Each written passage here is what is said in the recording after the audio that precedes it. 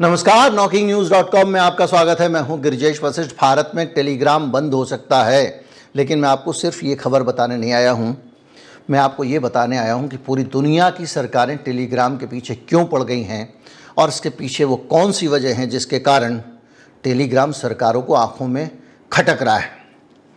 Telegram के मालिक को 2 ही दिन पहले फ्रांस में गिरफ्तार किया गया। वो अजरबैजान से फ्रांस आया था। उसने फ्रांस की नागरिकता ली हुई थी और वहाँ पर उसको गिरफ्तार कर लिया गया। अब आप सोचिए क्यों? क्योंकि फ्रांस को ये माना जाता है पूरी दुनिया में कि नागरिक स्वतंत्रताओं, ह्यूमन राइट्स, दूसरी चीज़ों के लिए बेहतरीन देशों में से एक है फ्रांस, जर्मनी वगैरह वगैरह। तो उसको गिरफ्तार क्यों कर लिया गया? इसको समझने के लिए आपको समझना पड़ेगा कि पावेल ड्यूरोव जो है, जो टेलीग्राम का मालिक है, उस आदमी का इतिहास क्या है। ये वो आदमी है जिसने रूस का पहला सोशल मीडिया प्लेटफॉर्म बनाया और बनाने के बाद रूस की सरकार ने उसके ऊपर दबाव डाला कि यही पुतिन था कि उसमें सेंसरशिप करो, इसमें ये करो, उसमें वो करो। तो उसने समझौता करने से इनकार कर दिया और रातों रात रूस छोड़ के उसको भागना पड़ा। उसके बाद बाहर आकर उसने टेलीग्राम बनाया। टेलीग्राम बनाने के पीछे उसने जो टेलीग्राम बनाया, उस टेलीग्राम के ज़रिए आज भी टेलीग्राम सरकारी हस्तक्षेप से दूर है और सरकारें उसमें घुस नहीं पाती। दुनिया भर की सरकारों के चिढ़ने और कुढ़ने की वजह यही है। उनके पेट में टेलीग्राम को देखकर दर्द होता है, क्योंकि टेलीग्राम उनके काबू में नहीं आ रहा है। हम इस पे आगे बढ़ें उससे पहले ये समझते हैं कि टेलीग्राम का ये बैकग्राउंड क्या है और टेलीग्राम को क्यों ये लोग बंद करना चाहते हैं। हम लोग प्राइवेसी की एक बहुत चर्चा करते हैं अपने समाज में, और अक्सर हम भारतीय इसका जवाब देते हैं इस तरह से कि हमारी ज़िंदगी में ऐसा क्या है जो प्राइवेसी हमको चाहिए। हमारी ज़िंदगी एक खुली किताब है। हमारी ज़िंदगी के बारे में कोई भी कुछ भी जान सकता है। तो 2 मिनट के लिए रुक के आप सिर्फ ये कल्पना करें कि आप अपने घर में बैठे हुए हैं और अचानक देखते हैं कि आपकी खिड़की की जो खिड़की है बैठक की, या जिस बेडरूम में आप हैं, उस खिड़की से कोई आदमी अंदर झांक रहा है। आप खुले में भी बैठे हैं, लॉन में बैठे हैं, और एक आदमी लॉन की दीवार के पार से आपके अंदर झांक रहा है और भाग जाता है, या चुपके चुपके झांक रहा है, या वो आपके घर के अंदर झांकने की जानकारियां ले रहा है, या उसने आपके सीसीटीवी का एक्सेस प्राप्त कर लिया है जिसके ज़रिए वो आपके घर को देख सकता है। जब ये जानकारी आपको मिलती है तो आप कैसे रिएक्ट करेंगे? आपकी पहली बात यही होगी कि भाई ये हमारी प्राइवेसी में दखलंदाजी है, यानी मेरी ज़िंदगी मेरी है। और अगर आपके लिए प्राइवेसी ज़्यादा महत्वपूर्ण नहीं है तो देखूँ आप में से कितने लोग अपना ईमेल और पासवर्ड जो है मुझे दे सकते हैं। कोई भी नहीं। यानी प्राइवेसी सबके लिए महत्वपूर्ण है और सबके लिए सबकी आज़ादी का एक अहम हिस्सा है। मैं आपसे क्या बात कर रहा हूँ, आप मुझसे क्या बात कर रहे हैं, ये मेरा निजी बातचीत है मेरी। कोई आके अचानक कान लगा के सुनने लगे कि मैं क्या बोल रहा हूँ तो मुझे बुरा तो लगेगा, भले ही मैं उस वक़्त घिया चना बनाने की रेसिपी पूछ रहा हूँ। तो इस तरह से पूरी दुनिया में जो सरकारें हैं वो चाहती हैं कि उनको वो अधिकार मिल जाए कि वो किसी की भी खिड़की में घुस के झांक सकें, किसी के घर में भी घुस के झांक सकें। और कहने को सरकारें ये कहती हैं कि भाई अपराध रोकने के लिए ज़रूरी है, कंट्रोल के लिए ज़रूरी है, इसके लिए ज़रूरी है। असल बात यह है कि सरकारों को डर लगता है। दुनिया में अगर सबसे डरपोक कोई संस्था है जो जितना डरपोक होता है उतना जुल्म करता है, वो संस्था होती है सरकार। दुनिया भर की कोई भी सरकार, चाहे अमेरिका की हो, चाहे ब्रिटेन की हो, चाहे भारत की हो, चाहे पाकिस्तान की हो, या इजराइल की हो, या सीरिया की हो, या कोई और देश हो जिसको आप नाम लेना चाहें, यूएई की हो, सऊदी अरब की हो, अब तो आप लोगों को संतुलित लगेगा। तो वो सरकारें आपके जीवन में झांकना चाहती हैं। उस झांकने की अपनी हसरत को पूरा करने में ये आदमी जो है पावेल ड्यूरोव, ये बड़े अरंगे लगाता है। ये कहता है कि मेरा जो प्लेटफॉर्म है वो जनता को समर्पित है। इस प्लेटफॉर्म में लोगों की बातें आप सुन नहीं सकते हो। सरकार कहती है कि बैकडोर एंट्री दे दो। वो कहता है मेरा एंड टू एंड एन्क्रिप्टेड है, मैं बैकडोर एंट्री नहीं दूंगा। अब थोड़ा सा यहाँ पर रुक के चीज़ों को समझने की ज़रूरत है कि बैकडोर एंट्री क्या है, एंड टू एंड एन्क्रिप्शन क्या है। देखिए, मैंने एक संदेश भेजा कबूतर से, ऐसे मान लीजिए कबूतर के गले में मैंने ताबीज़ में अपना संदेश डाल दिया। अब मैंने उस तावीज को अपने पुराने भारतीय स्टाइल में अगर देखें, हमारी माइथोलॉजी में, मैंने अभिमंत्रित कर दिया है। अब वो अभिमंत्रित कर दिया है, उस तावीज को कोई खोल के पढ़ नहीं सकता। कौन पढ़ सकता है? जहाँ पे कबूतर जा जा करके पहुँच जाएगा, और वो जब खोलेंगे तो उनको मंत्र पता है, वो मंत्र खोलेंगे तो उससे वो तावीज खुल जाएगा। यानी मैंने मंत्रों के ज़रिए उस पर 10-15 ताले लगा दिए, और वो ताले लगाने के बाद में उसको रास्ते में कोई सिपाही हो, सरकार का आदमी हो, कोई भी हो, उस कबूतर को पकड़ के अगर निकालेगा तो पर्ची में कुछ पढ़ने में नहीं आएगा उसको, वो सामने वाले के पास ही खुलेगा। ये है एंड, यानी मेरा एंड, और एंड मतलब उसका एंड, यानी एक सिरे से दूसरे सिरे के बीच में इसको एनक्रिप्ट कर दिया गया, इसमें ताले लगा दिया गया। तो ये कहते हैं कि हमारा तो एंड टू एंड एनक्रिप्टेड है। जैसे ही आप कोई मैसेज भेजते हो वो एक कोड में बदल जाता है, और उस कोड को कोई नहीं खोल सकता सिवा उस आदमी के जिसके पास वो मैसेज पहुंच रहा है। सरकार कह रही है हमें बताओ ये क्या मैसेज भेज रहे हैं एक दूसरे को, हम जिसका चाहे मैसेज पता कर सकते हैं। अब सरकार क्या कर रही है? टेलीग्राफ से लगातार ये मांगे कर रही है कि हमको ये एक्सेस दो। देखिए, गिरफ्तार किसी और नाम पे किया जा रहा है, लेकिन जो टेलीग्राफ के साथ संघर्ष है सरकारों का, उसका इतिहास तो कुछ और है। मैं कुछ खबरें बताता हूं आपको। इसी साल 17 अप्रैल को एक इंटरव्यू दिया ड्यूरोब ने डिटेल के साथ में, जिसमें ये बताया कि अमेरिका की सरकार लगातार उसके प्लेटफॉर्म पे लोगों की ज़िंदगियों में झांकने की कोशिश कर रही है। दुनिया भर के लोग क्या बातें कर रहे हैं प्लेटफॉर्म पे, ये अमेरिका की सरकार को पता करना है, और इसलिए पता करना है कि उसके ज़रिए वो दुनिया को नियंत्रित कर सकती है, काबू कर सकती है। और टेलीग्राफ ऐसे लोगों के लिए आज की तारीख में एक वरदान बना हुआ है जो लोग फ्री स्पीच के पक्षधर हैं। अगर मुझे किसी मामले में, जैसे कोविड भी था, कोविड को लेकर दुनिया भर के प्रतिबंध लगे, सेंसरशिप लगी, लेकिन टेलीग्राफ मुक्त था। टेलीग्राफ पे लोग जो बातचीत करते थे, उसको कोई रोक नहीं सकता था। तो इसी तरह से ये जानकारियाँ 17 अप्रैल को इसी साल बाकायदा ड्यूरोब ने डिटेल इंटरव्यू दिया था। देखिएगा, समझिएगा इसके बुरे दिन कैसे शुरू हो रहे हैं। इस आदमी ने बताया कि ये बैकडोर एंट्री चाहते हैं हमारे सिस्टम में टेलीग्राम के, यानी जो अमेरिका की सरकार है वो चाहती है कि टेलीग्राम के अंदर से हम पता कर सकें क्या बात कर रहे हैं। अब इसमें देखिए, ड्यूरोब ने ये बात कही, लेकिन इसके लिए उसने बताया कि कैसे कैसे कौन कौन सी एजेंसियों ने उसको अप्रोच किया, ये भी बताया, सिर्फ कह नहीं दिया। उसने बताया कि FBI चाहती है कि backdoor access to spy on users. Tucker Carlson को इंटरव्यू दिया, उसमें कहा कि ये जो बैकडोर एंट्री के लिए कुछ ऐसे सॉफ्टवेयर मेरे सिस्टम में इंस्टॉल करना चाहते हैं अमेरिका की सरकार, FBI यानी फेडरल ब्यूरो ऑफ इन्वेस्टिगेशन उनका, जिसके ज़रिए वो जानकारी निकाल सकें। इस इंटरव्यू में उसने बहुत सारी बातें कही, जिसमें उसने कहा कि उनके ऊपर अमेरिका की सरकार का लगातार प्रेशर है और वो चाह रहे हैं कि किसी, देखिए अप्रैल में बोला उसने, और हमारे जो इंजीनियर्स हैं उनको सरकार हायर करती है, यानी इनके इंजीनियर्स को खरीदती है और पैसे देके उनसे ये पता निकलवाने की कोशिश करती है कि ये टेलीग्राम के अंदर हम कैसे लोगों के मैसेज पढ़ सकते हैं।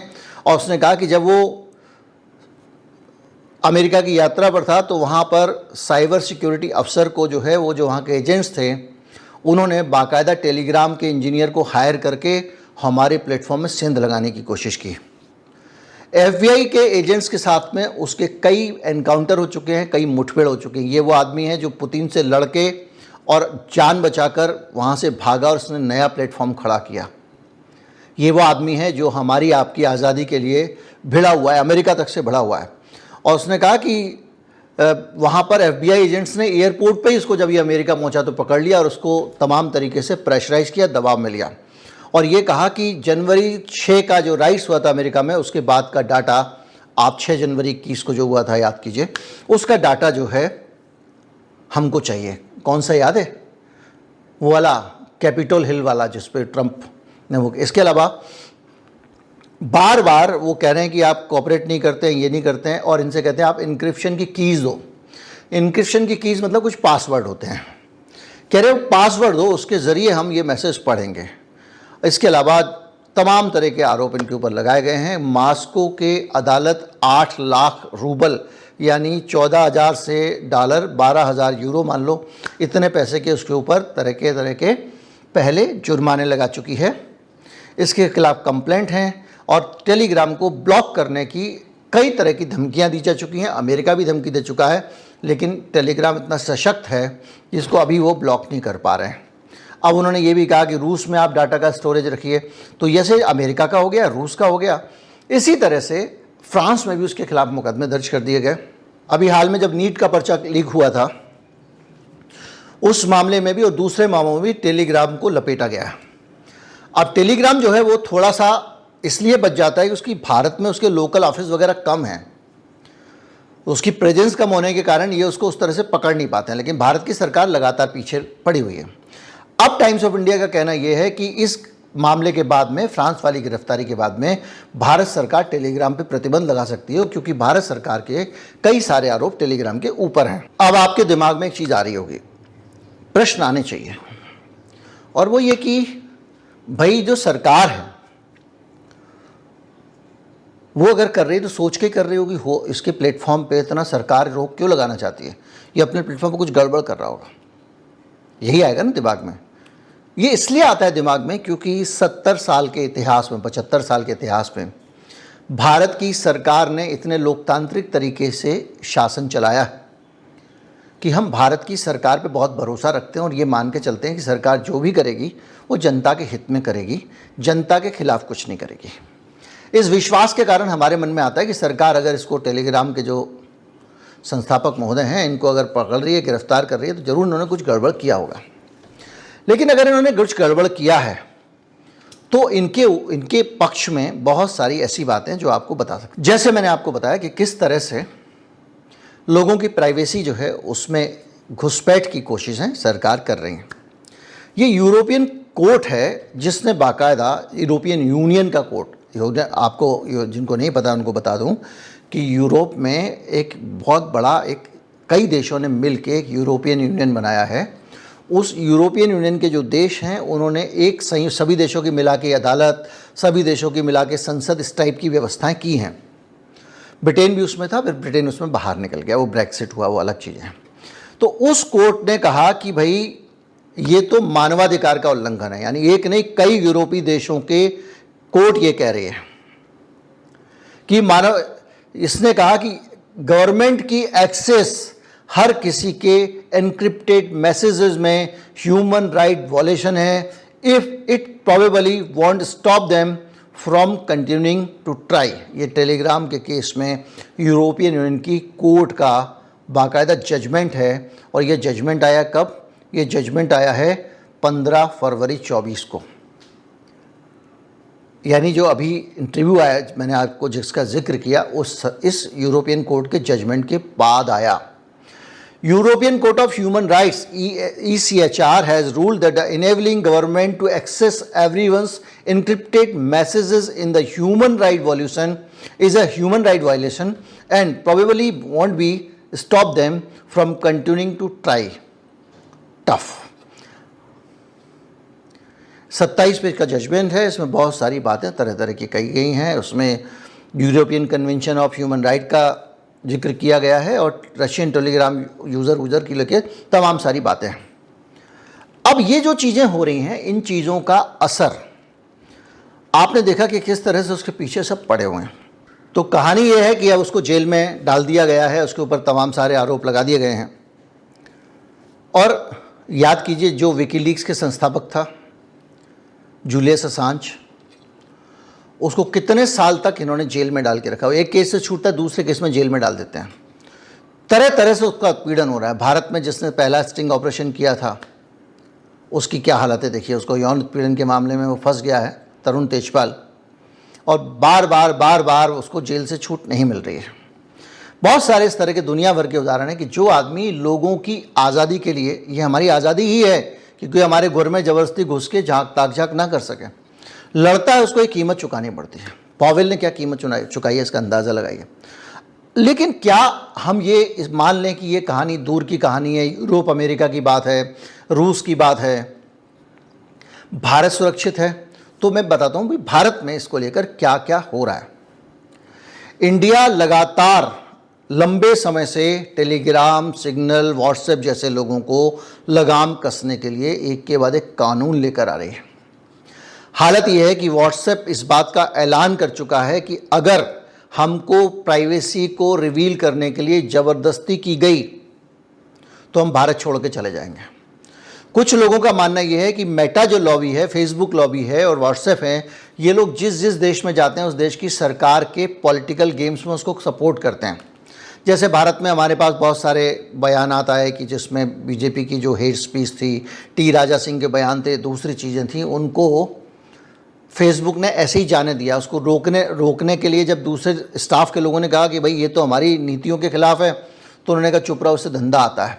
और जब ये मामला ज़्यादा उठा तो उनकी जो पब्लिक पॉलिसी की हेड थी उसको इस्तीफा देना पड़ा था इंडिया में। तो ये आरोप फेसबुक पे लगते हैं। तो एक कहानी ये भी आ रही है कि ये टेलीग्राम जो है ये एक पावरफुल प्लेटफॉर्म है, क्योंकि ये 2 GB की फाइल आपको भेजने देता है, व्हाट्सएप परमिशन नहीं देता है। तो व्हाट्सएप एग्रेसिवली धंधेबाजी पे उतरा है। अब व्हाट्सएप पैसे कमा रहा है, पैसे बना रहा है इस प्लेटफॉर्म पे। इसको व्हाट्सएप को जिस आदमी ने बनाया था वो आदमी व्हाट्सएप छोड़ के चला गया और उसने एक बड़ी कीमत सैकड़ों डॉलर की, मेरे ख्याल से हज़ारों डॉलर की चुकाई, और चुकाने के बाद उसने अपनी कंपनी बनाई सिग्नल। क्यों? क्योंकि व्हाट्सएप खरीदा जब मेटा ने, तो खरीदने के बाद उसको धंधेबाजी में लगा दिया और वो चाहता था कि ये फ्री में जनता के लिए उपलब्ध रहे, तो उसने अपना सिग्नल बनाया। खैर वो एक अलग कहानी। तो व्हाट्सएप जो है उसके निशाने पे टेलीग्राम है, और जिन जिन सरकारों के साथ मेटा का, व्हाट्सएप का, जुकरबर्ग का एक अच्छा रिश्ता है, वो सरकारें चाह रही हैं कि टेलीग्राम को रास्ते से हटा दिया जाए, ऐसा समझा जाता है। तो उसको भारत के मामले में भी हम एक मान सकते हैं। बहरहाल व्हाट्सएप ने जाके सुप्रीम कोर्ट ने बाकायदा कहा है कि हम भारत छोड़ के चले जाएंगे। इस पर मैंने वीडियो बनाया था। हमारी सरकार क्या कर रही है कि इसने एक डिजिटल एथिक्स कोड और इंटरमीडिएटरी गाइडलाइंस बनाई 2021 की।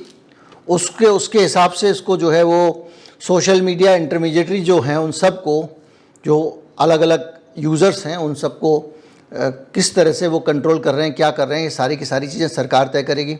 कौन प्लेटफॉर्म को चला रहा है उनके बारे में चीज़ें करेगी। एक कंप्लाइंस अफसर बनाना पड़ेगा, और वो कंप्लाइंस अफसर ऐसा होगा जिसका नंबर सरकार के पास होगा। सरकार रात को 12 बजे बोलेगी ये वाली खबर हटा दो, तो तुरंत हटा देगा। ये बनाया गया था। इसके अलावा डाटा लोकलाइजेशन की बात की गई थी कि भाई इसमें कई चीज़ों पे सरकार यूटर्न ले चुकी है, बहुत सारे यूटर्न ले चुकी है कि आप जो है वो डेटा है वो भारत की धरती पे रखोगे या सर्वर में रखोगे। इसके पीछे भी बड़ा बवाल हुआ था, फिर बाद में इनको बैक करना पड़ा।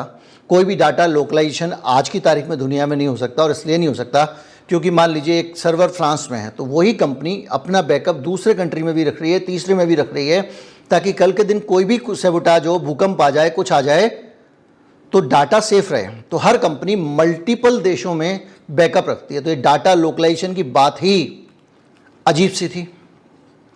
और उससे भी ज़्यादा बुरी बात ये थी कि डाटा लोकलाइजेशन के पीछे ये बताया गया कि अडानी ने बहुत बड़े बड़े डाटा सेंटर भारत में बनाए हैं। अगर डाटा लोकलाइजेशन होता है तो दबाव में आकर इन कंपनियों को अपना डेटा उन सर्वर में रखना पड़ेगा, जिससे एक मोटी कमाई अडानी की हो सकती है। एक ये भी विचार आया था। खैर, इस नीति में डाटा लोकलाइजेशन थी और वीडियो आज का जो है प्राइवेटाइजेशन पे है। इसके साथ साथ टेलीग्राम एक्ट और IT एक्ट में भी जो 2000 का था उसमें भी काफ़ी बदलाव करने की कोशिश की गई, और ये कहा गया कि जो इनक्रिप्टेड डाटा है, जो मैंने आपको बताया था कि यहाँ से मंत्र लगा के भेज दिया, उसके अंदर घुसपैठ की सरकार को इजाज़त दी जाए।